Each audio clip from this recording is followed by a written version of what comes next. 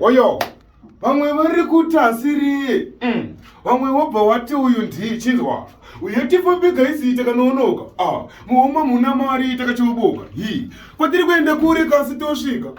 musuya una anonzi takanonoka munhu wese akuimba dhanzi rashata potoda dzinodhonza dzinokakata kona ngale ndiri mazvikokota iri ngoma dzinoyera kunge sabata zudere ipapo ndakamechesa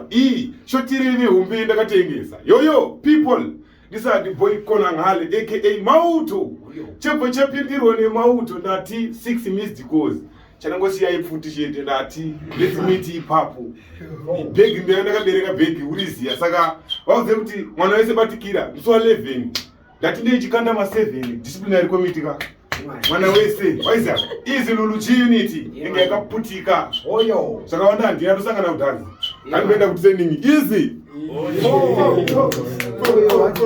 number setting emauto chichi na Sparta. We have Unit family. Yeah man, straight outer Harare.